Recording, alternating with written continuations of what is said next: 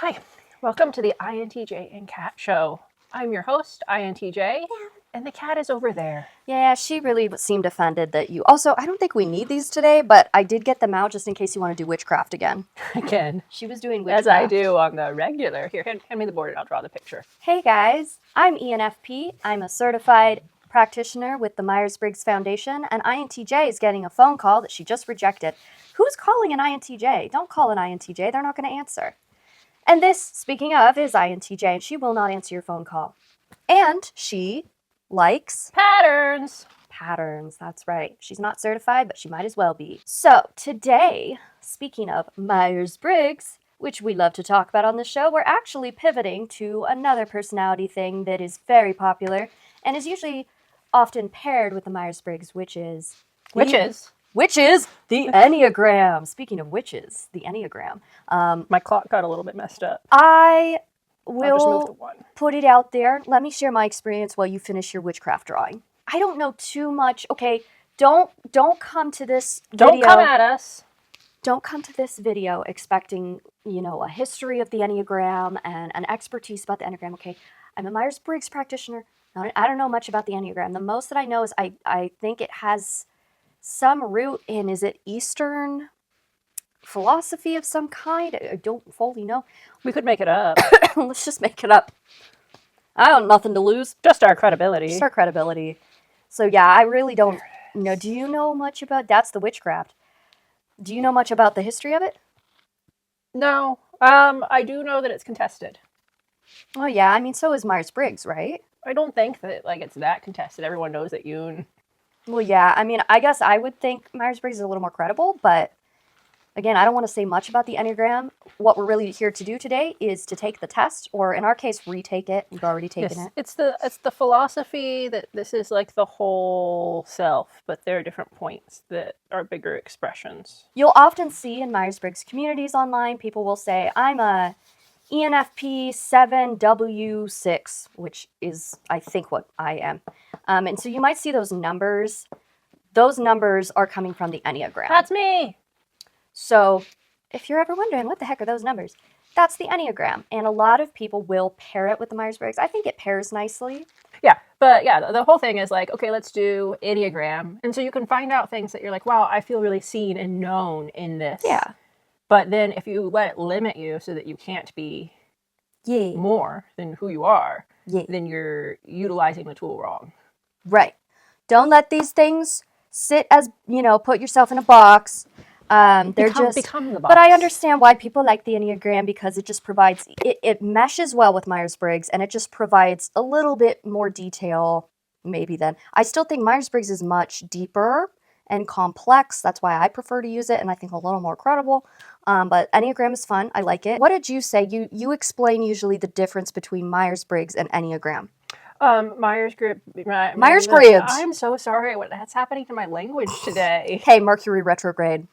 I don't know what that means. Mercury is drinking Gatorade or something. My Mercury is having Gatorade. Yes. For Myers-Briggs, it's based on the patterns of how you present yourself, so it's observable.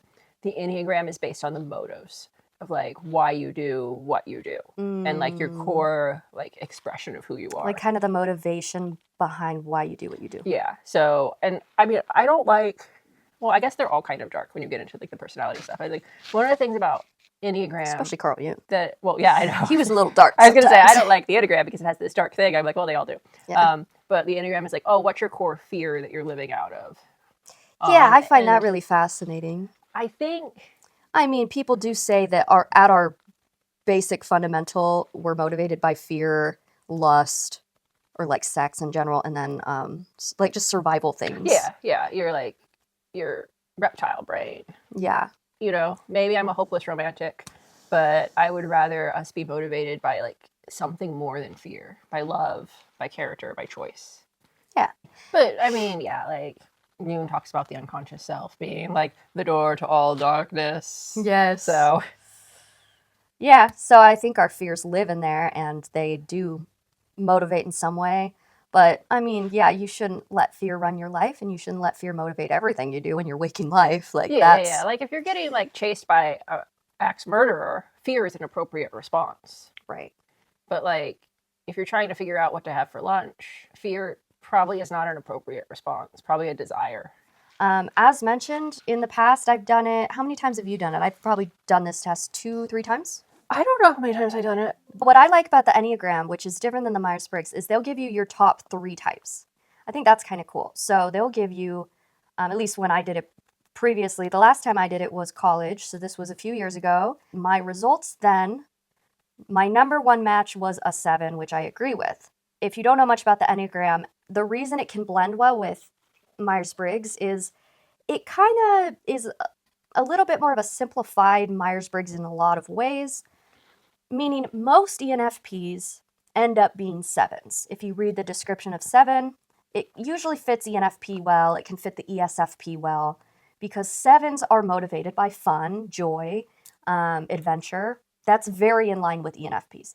However, what I learned, I don't know if it's still true, but I remember statistics showed another portion of ENFPs will end up being 4s.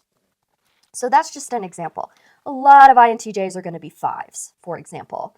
In Alicia's case, she claims to be a 4 with a 5 wing. So if you don't know what the wings are, if you look at the circle, although it's not quite a circle, the Enneagram, you have number 1 all the way to number 9. So if you were to come out as an 8, your wing, quote unquote, is going to be one of the numbers beside you. So either 7 or 9. And a wing, how would you describe a wing? The wing is basically just like you can be a certain number, but you can kind of lean towards one or the other next to you. Yeah, it's like you'll have traits of the other number. Whiteboard! INTJ is going to explain wings. Okay, there's your thing. A lot of people, what they want to do is they want to say, I'm a 7, I'm right there. I fill up this part of the circle. It's really more like if you're a 6-wing 7, that's your expression of the circle of humanity. So all of this is the expression of humanity. People are all sorts of dots through here. Yeah. And then you'll get a little slice of the pie of what matches your expression of humanity in patterns that make a lot of sense. So if I'm a 4-wing 5, and sometimes your wing can be my wing is pretty strong, so it's pretty much accurately that. Yeah. Where you can, it could go either way. Yeah. She's pretty split between the two. But you could be pretty heavily, your mom's pretty heavily a 9. Yeah, she's kind of... So it's pretty much all 9. Yeah. So I think technically in the Enneagram, you're going to have a wing, but not always, I don't think. I mean, you don't necessarily have to. Sometimes you're just the number you are. And then do you want to explain the stress and growth points? I don't... Marker! I don't know if I'm as good at expressing... I need a new color. Oh. A black's probably good on this one. I'm not as good as at explaining. I cannot talk because me too. Mercury retrograde. Double cam! This circle is supposedly the expression of humanity. And you'll fall somewhere on the circle. So we'll take you at 7, right there. That's generally how you express yourself. But when you get stressed, you're going to express yourself through another version of humanity. I think you go to 1, yeah? Yeah, so when I'm stressed, I go to 1. Yes. But then when you're thriving, you go to 5. So it's just different. That's growth. Yeah, thrive or growth. It's just different elements of the pizza. Now I want you guys to notice. It's like a baseball. I want you guys to notice. Last week we talked about the inferior function. 1 is very similar to SI or, SJ types, which is where I go when I'm stressed. I go to SI, which is also very in line with what the description for 1 is. 5 is interesting, and I want to touch on that real quick. When I did the test last time, this was a few years ago when I was in college, my top 3 results were 7, 5. 5 was almost tied with 7, which is very interesting because I'm an ENFP, and then I don't remember if it was 9 or something, but 7 and 5 were almost tied, and 5 is much more like the INTJ, so it was very weird to me that 5 was, but if you think about it, the growth point for the 7 is 5, so maybe it just means I'm a very healthy 7. That's how I like to take it. Up for debate, I guess. But yeah, so today we're going to actually take the test or retake the test and just for your entertainment. and maybe it's educational, and see what the results are. Should we take the Truity version? I was thinking maybe we try Truity. Let's see. Personality library for business, personality tests. Ooh, they have the 16 personalities, the big 5, the disc. So they just want you to take a lot of So what's up? No! Sorry, I got worked up. I saw love styles. Someday, I would like to take the real MBTI and pay the money to get it. We don't care as much about the Enneagram, so we're just going to take a free version that probably isn't the actual Enneagram, okay? But we're going to take the Truity version today. What is the Enneagram of personality? The Enneagram systems of personality. I clicked around. Describe patterns of how people interpret the world and their emotions. Very similarly to the 16 personalities test, they've got the little baubles. So let me do a screenshot here so you can see what I'm looking at. Got from inaccurate to accurate, and then they've got the little bubbles, and so you choose how much you agree with each statement. We do not know the exact origin of the Enneagram, but we do know it has an eclectic history. Yeah. Some assume roots in Babylon around 4,500 years ago, while others place classical Greek philosophy around 2,500 years ago. This model has been attributed to the Kabbalah? Mm-hmm. Kabbalah. The Jewish Kabbalah, Christian mysticism, and Sufism. Yeah. A mystic form of Islam. Mm-hmm. In fact, it has been... I know a lot about those things. That Dante apparently had a very good... Dante's Inferno. So... Wait, hold on. Had a very good knowledge of the Enneagram since the characters in the Divine Comedy correspond largely to the Enneagram types. Oh my goodness, we need to watch Not Over the Garden Wall. Again! Okay, let me go over to the test. I've had a good time reading. So let's go ahead and dive in. The first one says... I strive for perfection. I am quite a perfectionist, so I'm going to do mostly accurate. I don't know if perfection exists. Should I say neutral? Well, you're getting too philosophical. I don't even think about, does perfection exist? I just feel like it does, and I'm not good enough, and I got to keep trying. No, I don't think that at all. But I'm going to say neutral because I'm confused. It is important to me that other people like me. No. In the past, I would have been a strong accurate. I'm more neutral now, which is good progress. I'm neutral. Thank you. I make more significant contributions than the average person. Is that an arrogance question? It's kind of arrogant. I make more significant. I'm neutral. I'm waxing philosophics about this test as we go. What counts as a significant contribution and what counts as average? I volunteer my time. That's more than, I don't know. I don't know if that's more than the average person. How many people in the general population volunteer for their community? I don't know, but those people tend to be happier, science says. Yeah, it's good for you. Go volunteer. Go volunteer. But in my opinion, I just don't know I'm more than the average person. So I'm going to say neutral. It's an arrogance question. I also said neutral. I feel my emotions very deeply. Again, that's hard for me to say because I imagine everyone feels their emotions deeply. So right? We've decided this is a bad test. How do you not feel your emotions deeply? I mean, you can feel not very I feel all human beings are going to feel deeply. Yeah, but there are things that are going to bug. Your mom will see... I think my mom feels things deeper than I do. That's what I'm saying. Your mom will see a squirrel run over, a roadkill, and she'll cry. Or is that just her being very much more sensitive? I think that's Then she's feeling deeply. Okay, we're arguing depth versus breadth right now. Exactly. That's what I think. I think that I maybe don't have as large a breadth of emotions, but I would argue I do have a depth of emotion. You do. I'm wondering I think you have a larger breadth than depth. And I don't mean to call you shallow. No, I'm not shallow, but I still question this if everybody feels deeply. Yeah. Then, very deeply. Yes, then the very is the qualifier. We're doing qualifiers again. I know. On if you would suppose you feel deeper than the average person. I guess mostly accurate. Are you an S? No, I'm questioning. Every human being feels emotions, and I would imagine everyone feels them deeply. What I'm saying is I think the major difference is breadth. I think we all feel the same deepness. I think it's a matter of what... I think there's more depth.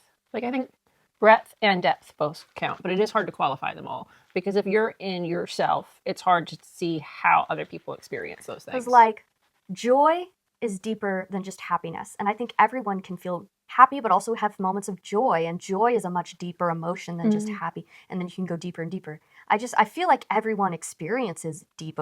I'm just having such a hard time with this question. Then it would be not, can you experience deep emotions, but like, what is the rate by which you experience the depth of emotion? That I understand better. Like, do you... I think everyone is capable of feeling deep emotions. Yes. Do you chronically experience joy? Like, I feel like INFJs... do you stumble into joy occasionally? I do, yes. I feel like INFJs walk around just perpetually in a state of deep emotion. Mm-hmm. Whereas an ESFP probably has moments of that, but for the most part, they're like, yay, blah, blah, blah, blah, blah. Wow. Wow. You know. What a statement. And I relate with that. Another depth question. I think deeply about things. Again, I think this is stupid because I think everyone thinks deeply about things. It's a matter of how often. That's what they're really saying. I've met some people. I don't think that some thoughts go into depth. I'm optimistic. I think most people can think deeply and do think deeply. It's a matter of how often they think deeply about things. Yeah, I think deeply about things. I mean, yes. I don't like the way it's phrased. That's your 5 coming out. Yeah, it's more like how often. I am prepared for any disaster. I'm neutral. I am confident in myself in any disaster. Am I prepared? We had a fire and I took a nap. Exactly. You went back to bed. That was not preparation. So I've got to go pretty strong on the... Yeah. No, we had an evacuation style fire emergency type of thing. We live in California. We live in California. Now they know. And secret's out. We went to Canadian Thanksgiving, but we live in California. We went to the Sacramento Zoo, so they might know that we're close. Yeah, you can figure it out. But yeah, fire happened. It was down the street, right? We needed to evacuate. We needed to evacuate. I'm up at 5 a.m. My dad is running around and he's telling me, like, can you go wake up all of the people in the house? Friends came to help us pack everything up. I found the cat, locked the cat in my room, and took a nap. My experience, I went and woke her up. I went and woke her up. She gets up. She kind of does her stuff. And when I came back, she was back in bed. And I'm like, what are you doing? She's like, I don't know. I did all I needed to do. We had the cats. My bag was packed. We were ready to go when we needed to go. What else was there? Like, we still needed to get, like, the word it's time for us to go. She's very calm in a crisis or an emergency. I was also sleepy. And she was eepy. I had just gotten back in town from a work trip, I'm pretty sure. You were eepy. And I needed to take a nap. You were eepy. That's fair. Also, who wakes up at 5 in the morning when you just got back into town, like, at 11 that night? I needed sleep. You, when there's a fire, apparently. All right, you read the last one. It is important to me to avoid pain and suffering at all times. Not really. Yeah, I've gotten better because I'm your best friend, and you have rubbed off on me, and I have learned, but... There's beauty in pain. I think my answer has changed over time. I'm actually going to say neutral now. I will wax philosophics about this. I think pain is inevitable, and there's beauty in it. Yeah. I think suffering is unnecessary. It's when you choose not to work through your pain. Yeah, so a lot of 7s end up suffering because they're avoiding their pain for too long. Oop, I accidentally am answering this question without us reading it. Don't do that. I seek out experiences that I know will make me feel happy or excited. Absolutely accurate. I don't really seek those out, but I don't run from them. Imagine, like, running from a happy experience. It's a clown! He made me a balloon animal! Well, listen, clowns can be scary. You need to use a better example. Bubbles! Everyone loves bubbles. I see the positive in every situation. I have become more hopeful. Like, I don't know if I see the positive, but it's like I can find the positive if I'm given like a minute there. I actively try to find the positive in every situation, so I'm strongly accurate there. Like, it's not just I can see it if I see it. I will actively try to find the positive in anything. I know that we're only on step 2 of 11, but I don't think this test is very good. Well, let's be fair. We're not taking the real Enneagram. Because we don't know where the real Enneagram is because Google sucks. I do think it's on the official Enneagram website, and you have to pay $20 for it. I don't have $20. So, hey, if you're out there and you're taking the $20 test, let us know how it went. I need my $20 for my ice skating fee. Are we going ice skating? Let's go ice skating. Okay, let's go. Guys, we're going to film ourselves ice skating. And by ice skating, I mean I'm going to be butt skating. She's going to be actually ice skating.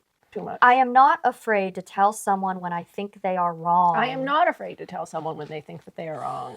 I'm going to be strongly inaccurate here because I do get afraid to confront people if they're wrong. I appreciate having rules that people are expected to follow. That's an SJ question. An SJ and a 1 question. It's funny because I identify with 4 on the Enneagram. We'll find out if the Enneagram identifies with 4 and me. If Truity thinks yes. so. And 4 is supposed to go to 1, like in health. And I really, like, I have no grand appreciation for rules, but I do understand, like, the depth of, like how structure helps people feel safe. Yeah. And there was one time, this is a great story. I was driving my vehicle. My friend in the front seat, you were there too, but you weren't in the front seat. She identifies very hard, like a 1 wing 9 on the Enneagram. So she's an INFJ. INFJ, beautiful person, Katusha. My Katusha. And then you and our other ENFP 7 were in the back seat. So 2 ENFP 7s, 1 INFJ 1, 1 INTJ 4, all in the car together. That sounds like we're setting up a joke. Okay, hurry up, the battery's low. Okay, so we were driving and it was like nothing was happening. It was dead. There were no cars around. And I said, should we run this stop sign? And the people in the back seat went, yay! And the people in the front seat, she was like mortified. No! She was mortified. And we were like, yeah, let's do it, fun. And I was like, it doesn't, like, I had actually even just gotten word from a friend who works for the police department in our area that the police weren't worried about traffic stops right now because there was a bigger problem happening in the state of Gotham City. Really bad. So, yeah, it was just like there was no risk. It was all like fun, testing boundaries for me. It was fun for them because it was new and exciting, and it was mortifying for our little INFJ 1. For our 1. So we stopped at the stop sign. For that one, I did mostly inaccurate. I did a full inaccuracy. I don't fit in with ordinary people. That's so insulting. That's so insulting to all the normies. But also, yes. I take issue with that question, but it's a 4 question, and I understand. Yes. But, like, no, there's not, like, an ordinary people, guys. It is like, rude. everybody is beautiful and unique. Like, that's a condescending question. It is pretty rude. I don't fit in with ordinary people. Oh, my gosh. I mean, I definitely had a hard time fitting in growing up. With the ordinary people. I had a hard time fitting in growing up, and I know I'm a little out there, so... What does ordinary mean? I guess strongly. I don't see those people as ordinary, though. Is ordinary an insult? Kind of is. It depends on the context. Is it like, what's the theory that's basically, it's in language, and it's that neutral words then become diminishing words rather than neutral words. And, like, positive words become neutral, and so then you have to mega... positive. I don't know, but in that context, it was negative. It's real negative, right? But it's like mid is average, right? They're calling us mid. It's mid. But if you gave me like a piece of cake and I said, "Wow, that was mid," you would feel insulted. Also, I feel like most people are going to want to say accurate here because most people would be like, "Oh yeah, I am special. I am special. I'm not like everyone." I was like, "Of course you are. We're all individuals." I don't know that anyone is actually going to sit here and really think, do I feel like I have an easy time fitting in with others? I feel like that's really what it's asking. Yes. I think ordinary, the dictionary, Oxford Dictionary says ordinary is defined, it's an adjective with no special or distinctive features, normal, or as a noun, what is commonplace or standard. Yeah, I think what they should have asked is, I have a difficult time fitting in with others. Ordinary people. It's so insulting. It's an insulting way to ask that. I like to be around people who I can help. No. Okay. I volunteer somewhere. I won't say where, but I volunteer for community service because I want to. In the cemetery. Not because I'm on probation or anything, just to be clear. I volunteer in the community in a certain capacity. And partially, I guess I do that to help people, and I really get fulfillment from that. But honestly, I'm not like, most of the time, I prefer to not be around people that need help because I don't like neediness. That's what I don't like neediness. Like, there's a difference from enjoying helping people and enjoying being around people who need help. I don't go out of my way to try to put myself in positions where I need to help besides like the volunteering. And like, yeah. Like, and I do it for so many more reasons. If I'm driving and I see a mom with an infant with a blown out tire on the side of the road, I'll stop and call AAA. You're not a psychopath. Congrats. Well, I mean, there's a baby. Well, you're not a psychopath. Or I am. But also, I'm not like, I don't want to surround myself with those people. I'd like people who can be a little bit self-sufficient. I don't mind helping my friends. Like, if you needed help, of course I would help you. But if you always needed help, I don't know if I'd want to be your friend. I do know people, cough, ENFJs cough, that actively try to be around people and are very, maybe sometimes unhealthily attracted to people who are constantly needing help because that fulfills something in them. That's not me. Sorry. Sorry, not sorry. It's important to me to be successful. That's an ENTJ question. I'm going to do mostly inaccurate here. I'm going to do slightly accurate. I don't, like, necessarily want a reputation, but I do want to be trustworthy. So maybe that is. Like, I don't want people to be like, wow, look at her, she's so successful. Yeah, but are you driven by being successful for yourself? If someone, like, if you're like, I need you to bake a pie, I want to be trustworthy that pie, I can deliver on a good pie, that I can be successful in that. Okay, but in general in life, do you feel like you're motivated by success? Like you want to be seen as being successful in life? I didn't ask if I'm motivated by success.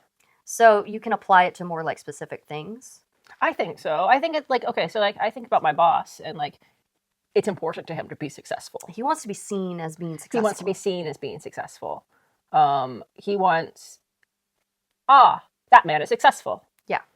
When I think of it, I'm like, I want to be trustworthy. And I think that you have to be successful in the things that you're trusted with to be trustworthy. That's so fair. Is that exactly the same thing? No. But I know for me, I should I do strongly inaccurate? I mean, I guess to a degree I want to be successful, but I gotta be honest, I never think about success. What if I answer fully accurate for everything? I never think about being successful, but like I think about this podcast, I would love to see this podcast grow. Right, like this is like, that successful? I don't know. I don't want to be like a reputation or people like, oh my God. Yeah. But it's I do want the things that I put my hand to flourish. Yeah. So I'm not going to be strongly inaccurate, but I'm mostly inaccurate. I don't think about success very often. If I am honest, I feel that I am a bit better than other people. Is that an 8 question? Is this a personality question or is this a personality disorder question? I mean, I'm better in some ways and worse in others. I mean, okay, if I am honest, I feel that I'm a bit better than other people. Like, no, we can't all be everything. Listen, and like, I'm pretty average. Yeah. I think we're all You go, Glen Coco. I think we're all pretty average, and that's okay. Like, even you take, like, Jeff Bezos, who has a gazillion dollars and founded Amazon, and it's like, yeah, he did better at that than I did. Yeah. But, like, I'm sure I'm better at something than him. True. I think, on average, we're all a bit average. Yeah. I'm not Einstein. I think Einstein... But Einstein said, right, if you measure a fish by its ability to climb a tree... Yeah. Like, there are areas where we're going to be, like, genius in some areas and not in others. Yeah. I feel most comfortable in organizations with a clear hierarchy. No. I really don't care. Mostly inaccurate. I take measures to protect myself and my loved ones from harm. Sounds I think like I am Chandler. the harm. I am the problem. I was the problem all along. The Lord allowed me to live another day, and I've decided to make it your problem. I'm going to make it your problem. I'm going to say mostly inaccurate. I mean, I would hope I could help protect, but I don't think about, like, I take measures to or something. I find my mind to be a very interesting place. Your mind palace, like on Sherlock? If we could only go in the INTJ's mind palace. Have you seen, I'm going to have to send you the meme, but it's the... Okay, guys, I'm going to answer this question. I find my mind to be a very interesting place. I would say mostly accurate. I think for Miss INTJ, it's going to be strong accurate. My mind is an interesting place in a very different way than her mind. I think you're going to go in INTJ's brain and find a lot of smart stuff and come out thinking differently. You're going to come out thinking about things in a very different way. In here, you're just going to be in a fun, bouncy castle with cats running everywhere, meowing. And it might also be a little bit like that SpongeBob episode where, like, everyone in SpongeBob's brain, all the SpongeBobs are panicking. Stop it, Patrick! You're scaring him! No, not that episode. But, you know when they go into SpongeBob's brain and there's a bunch of little SpongeBobs and they're all panicking? That's kind of what's happening here, but there's also, like, a section where there's bouncy castles and cats meowing. Oh, if you watched Gravity Falls, you know the last, like, couple episodes, Mabel gets put inside the bubble and it's, like, her perfect dreamland? That's what my mind looks like. And so I think that's a pretty interesting place, wouldn't you say? Love it. Thank you. I found it. I had it saved on my phone, how my mind feels. Yeah, see, that's more like what your brain is. It's just very, like, if you went into Miss INTJ's brain, it would be like a never-ending library, but very like dark academia library that you could just... There's art in this picture too, not just... And it would be like, yeah, it would be like a beautiful museum/library and like the Mind Palace. And it would just be never-ending knowledge. And you would come out of there thinking in a way that you've never thought before. And you would be thinking about things in ways you never thought before. That's what I think. I'm always up for a new adventure. Strongly accurate. Yeah, I dislike people who disrupt things by breaking the rules. No, I like those people. Yeah, I probably kind of like those people because I grew up with those people. My parents are those people, so I had a bad influence. So mostly accurate. Mostly inaccurate. There you go. Thank you. I have a lot of plans for how I can improve myself. I don't know if I have a lot of plans for how I can improve myself. Yeah, I'm going to do mostly inaccurate. I mean, that makes it sound like I have no plans to improve myself, but I really don't have, like, plans to improve myself. I don't know. Who is it that their philosophy was, like...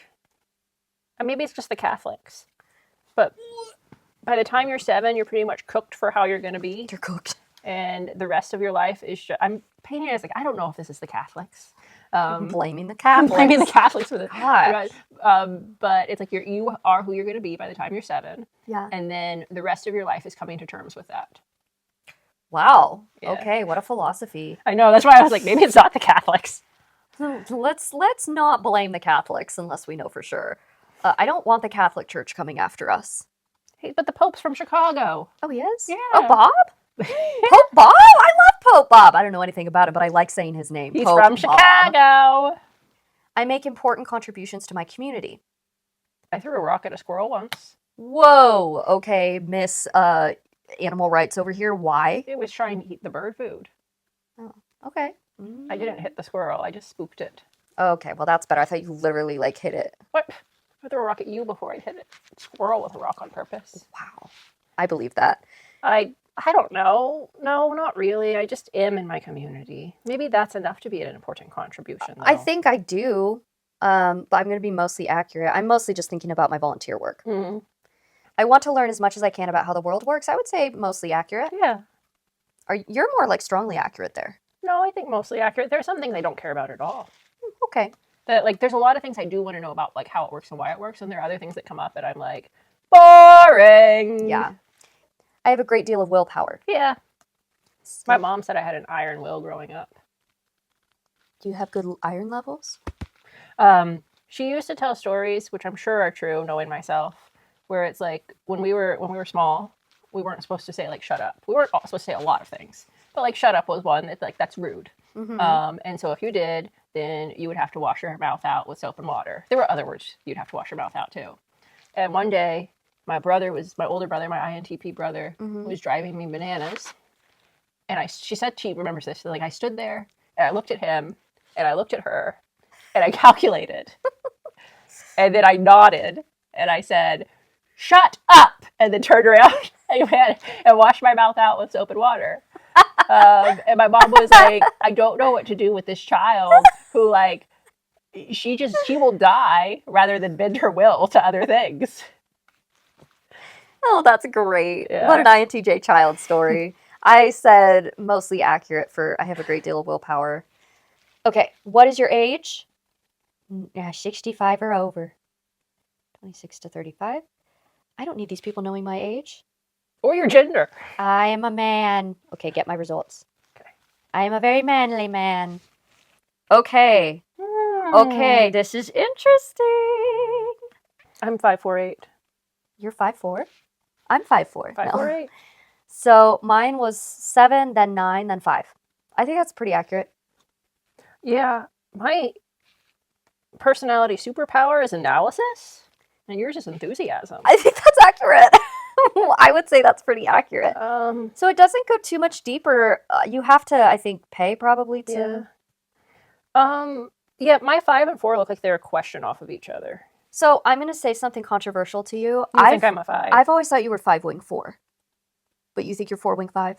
Okay, well, she's sticking to it, guys. She's 4-wing 5. I think, like, I do have a lot of 5 in me, but what was I going to say? Oh, I have some friends that are, like, I would call them true 5s. Yeah. And they out 5 me. Okay. Right, but I could see...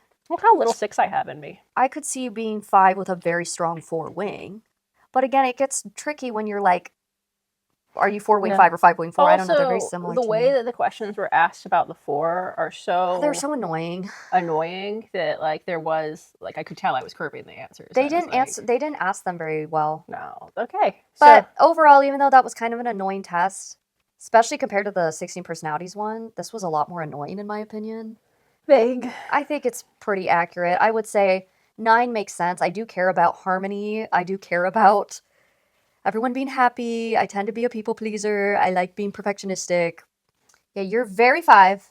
And then 4 is very close. And then 8 is a little less. And then like 8, 7, 9 are all like. Yeah, the 8, 7, 9 are a little bit closer to each other. So mine is like 7, 9, 5. Let's screenshot, make sure we. So I guess to end this, we'll just share our final thoughts. Share our final thoughts on the matter. I think this test was stupid. Yeah, I know this isn't the actual Enneagram. We took the Truity version. Not a big fan of this test, guys. Sorry. I do have the Ennea app downloaded on my phone. Of course you do.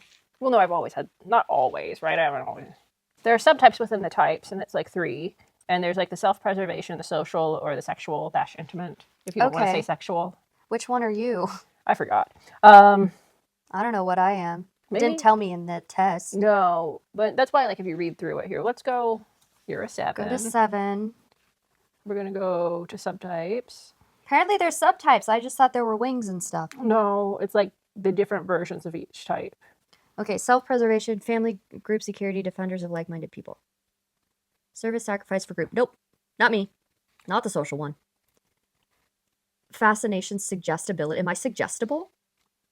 Am I suggestible? What if we have Taco Bell later today?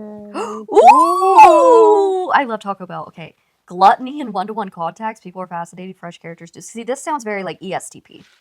Riveted by brief encounters. Magnetized by people's stories. Try the self-preservation. I'm probably self-preservation. Family, group, security, defenders of like-minded. Because that's probably more a little bit of the 6, right? Workatures, options.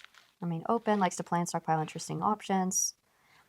Just based on the very basics here, I think I'm probably self-preservation. Yeah, let me look at 4 again. I could kind of relate with the other 2, but I think I'm. But I think, yeah, when I went into the subtypes, I think I'm the reckless one. That's also self-preservation. We'll look more basic survival instincts. Like, it's very much the SE in me. That's the thing, is like your 5 and your 4, I think, are just so balanced. It's really wedged hard. Between hope and despair. My fate is so awful, I might as well make it worse. So what I'm getting is 7s tend to be very optimistic. 4s tend to be a little more pessimistic. I'm not saying I've done that, but I am saying, like, if it's not a good time, let's make it a good story. Exactly. You do say that often. So, just so this doesn't go on too long, that's kind of our basic overview of the Enneagram. We did the little Truity test. If you want us to discuss anything more about the Enneagram in the future, let us know in the comments and let us know what specifically... Am I the sexy one? Yes, you're very sexy, especially in this outfit today. Oh, thank you. Let us know specifically what you would want to know. Also, let us know if you want us to look at the socionics and all those other things, and we can do that in the future. I think, again, it's not surprising that an ENFP got 7. I think it's also not surprising that the INTJ got 5 for... High on both, yeah. It's also very, very common. And I will say the thing that I always say, that all tests can measure is what you think about things. It can't measure your behaviors. It can't measure your emotions. It can only measure what you think about how you feel about things. And so take everything with a grain of salt and do you. You do you, baby. That was a very 4 thing of you to say. You do you, boo. You do you, boo. Yeah. You do you, baby. You do you, boo. You go, Glen Coco. You go, Glen Coco. Let's say that at the end of everyone. You go, Glen Coco. Is that 3 for you? No, it's 5. Sorry, guys, you didn't get a cat this time. She didn't. She's under the Christmas tree. She's right where she belongs. She's the gift to the world. All right, bye, guys. See ya. Thanks for watching us take the Enneagram, kind of. Send us pictures of your cats. Yes, guys, send pictures of your pets to ENFP and INTJ show at gmail.com. Because we're going to make a video, we're going to compile pictures of people's pets, and we're going to try to type them. Yes. We're going to try to type your pets. Like, comment, subscribe. Yes. Give us interactions and engagement. Thank you. Become engaged. You're our bestie. Become one of our besties. Yeah. Bye. Bye.